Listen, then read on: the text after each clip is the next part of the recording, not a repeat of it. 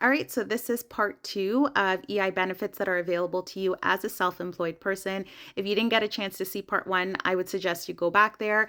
What we talk about there is that yes, you are eligible to receive EI benefits and what benefits are available through the specific self-employment portion of EI benefits. So in this section, we'll talk about who is eligible, how you enter into an agreement with them, and what is required from you.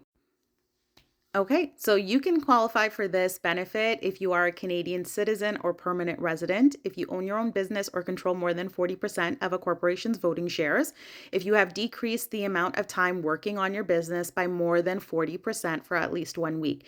So if that means that in general you are working a 40-hour work week and are working 16 hours less than normal as your standard week, then you've now hit the threshold of 40%. So if you're working 18 hours less, if you're only working 24 hours or 22 hours in the week instead of 40, you've now hit that threshold.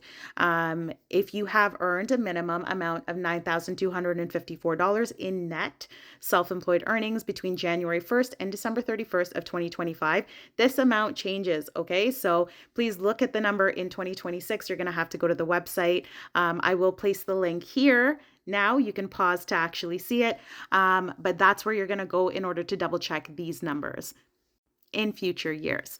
So you also have to meet the conditions of specific benefit you are applying for. So if you're applying for sick leave, if you're applying for maternity leave, parental leave, those ones have their own categories, their own eligibility criteria outside of this. So you need to make sure you meet that eligibility criteria as well as being enrolled in this program. And lastly, you have to be entered into an agreement with the Canada Employment Insurance Commission, so CEIC, for at least 12 months. If you are not in this agreement with them for at least 12 months, you are not eligible to start receiving benefits.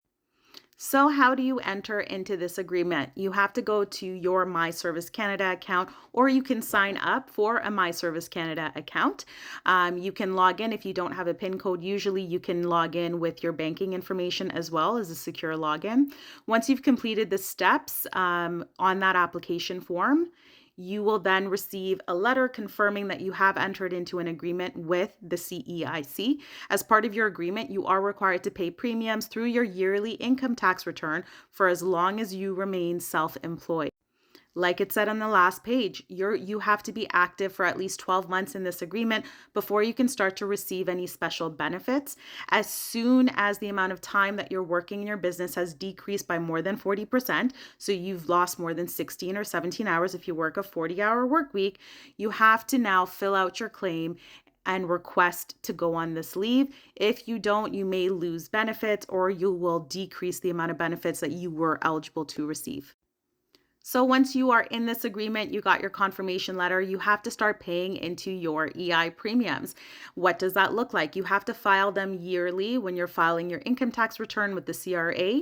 You are going to be paying $1.63 for every $100 you earn to a maximum of $1,123.07 in the year of 2026. Again, these numbers change on an annual basis. So every year you'll have to verify what amount that you are required to pay.